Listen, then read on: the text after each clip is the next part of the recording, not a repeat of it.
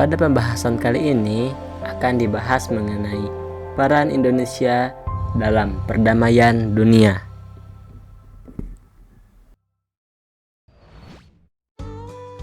Hari Perdamaian Internasional atau dalam bahasa Inggrisnya International Day of Peace diperingati setiap tanggal 21 September. Peringatan tersebut ditetapkan sejak 1981 silam oleh Majelis Umum Perserikatan Bangsa-Bangsa atau yang disingkat PBB, yang didedikasikan untuk perdamaian dunia dan secara khusus demi berakhirnya perang dan kekerasan. Indonesia telah merdeka pada tanggal 17 Agustus 1945. Tentu kita menghormati atas semua jasa pahlawan kita dan mensyukuri kemerdekaan serta segala apa yang ada di Indonesia sebagai anugerah dari Tuhan Yang Maha Esa. Namun, kondisi dunia pada saat itu belum membaik. Apakah kalian tahu bagaimana peran Indonesia dalam memperjuangkan perdamaian dunia?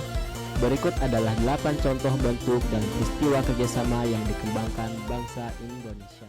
Caranya, yang pertama, Indonesia menjadi anggota Perserikatan Bangsa-Bangsa atau PBB yang ke-60. Yang kedua, Indonesia memperaksai penyelenggaraan Konferensi Asia Afrika atau yang disingkat KAA pada tahun 1955. Yang ketiga, keaktifan Indonesia sebagai salah satu pendiri Gerakan Non-Blok atau GNB pada tahun 1961. Yang keempat, Indonesia terlibat langsung dalam perdamaian dunia, perdamaian Dewan Keamanan PBB dengan mengirimkan pasukan Garuda ke negara-negara yang dilanda konflik seperti Kongo, Vietnam, Kamboja, Bosnia, dan sebagainya.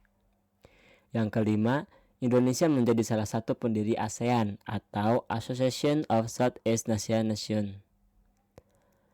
Yang keenam, Indonesia akan aktif juga dalam beberapa organisasi internasional lainnya, misalnya OKI atau Organisasi Konferensi Islam, Organisasi Negara-Negara Pengekspor Minyak atau OPEC, dan Kerjasama Ekonomi Asia Pasifik atau APEC.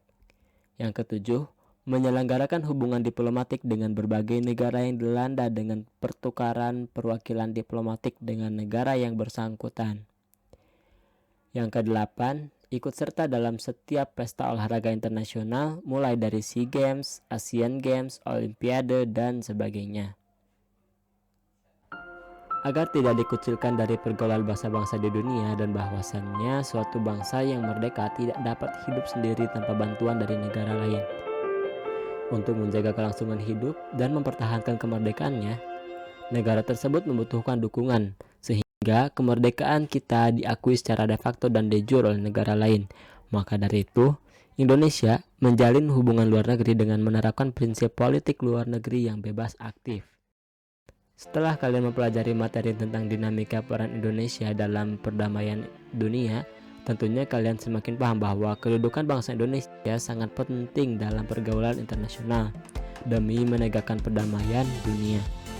Upaya Indonesia untuk ikut berperan serta dalam perwujudan perdamaian dunia tentunya akan efektif jika didukung oleh warga negaranya itu sendiri.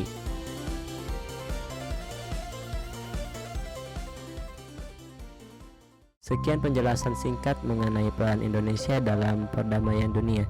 Semoga apa yang telah dijelaskan menambah pengetahuan bagi kita untuk lebih mensyukuri dengan kondisi Indonesia saat ini.